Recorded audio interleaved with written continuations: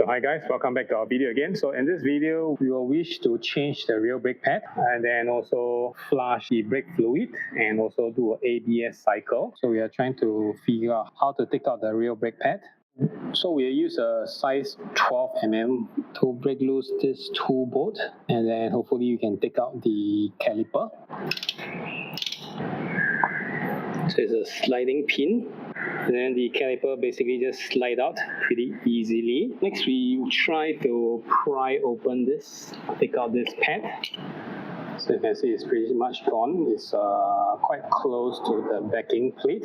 So as you can see, this is the new one and this is the old one. So we can clearly see the difference between the thickness. Okay, so we bought a compound rear brake and this is a centered one. That's our personal preference. I like the rear to be just slowing down, and then the front, then we will use centered one as the main stopping power.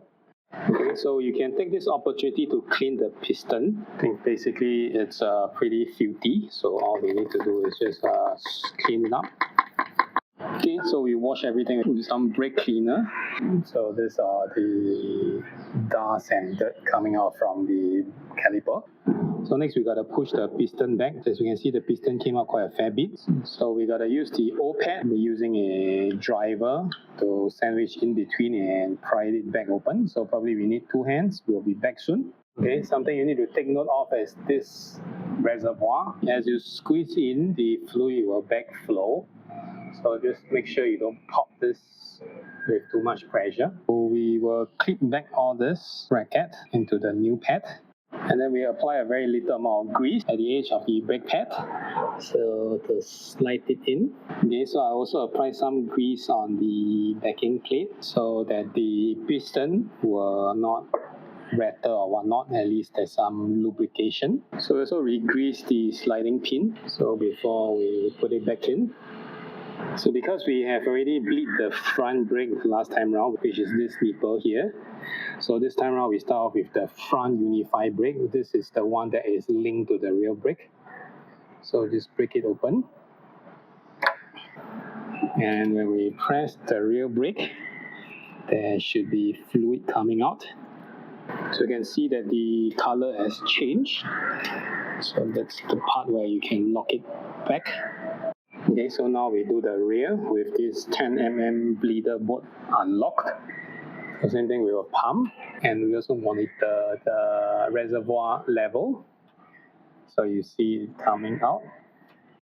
So this is an ABS model. So by flushing all the reservoir and all the line without flushing the ABS, so it's not a complete flush. So right now we want to flush the ABS. So you will find something like this at the battery compartment somewhere underneath this panel, somewhere in the corner here. So all we have to do is just to pull up this little lever, and then you can take out.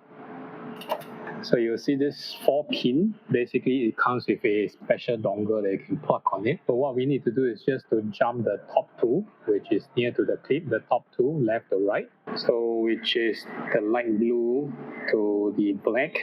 So previously I made a jumper cable for our Super Tenere. So this will be reused back in this FJR. Basically they are the same. So I have slot the cable to jump the first 2 pins, the blue and the black, the top 2 pins, which is very close to the clip. Okay, so turn the Q switch on, turn on the bike, and then press the start button for 4 seconds. 1000, 2000, 3000, 4000. Okay, and then we will step on the ABS. So let it run. So you see the ABS 1116 there. Okay, once it's complete, we will just remove and then switch it off. So once you unplug the toggle, you will see no longer there's some message there. So you can clip it back, so it's no longer in use anymore. So now you can put back the cover. So after the ABS cycle is activated, now we can flush the brake caliper again. So as the old oil has been pumped out from the ABS, and then some of the new oil has entered in. So the order will be the left front, followed by the right front, and then followed by the unified brake, and then lastly will be the rail.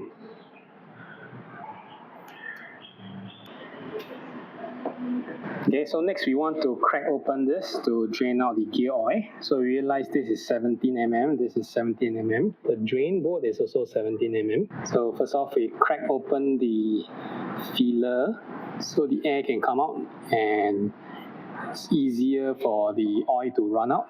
Okay, so now we crack open the bottom one. Hopefully the color is not too bad.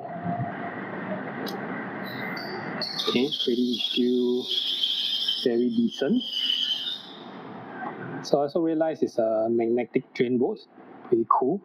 So what we gotta do is we'll use the fully synthetic 8090. We flush a little bit by pouring some fresh oil. After some flushing, now we will cap it back. We'll just keep on filling until it overflows. I think the manual mention is 200 ml. So we just let it leak until it stops. So once it stops leaking, so more or less it's done. We just need to cap it back. So next we want to do the engine oil. So what we gotta do now is just to warm up the engine oil by just starting the bike.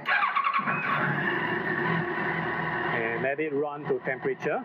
So we crack open this inlet so air can goes in.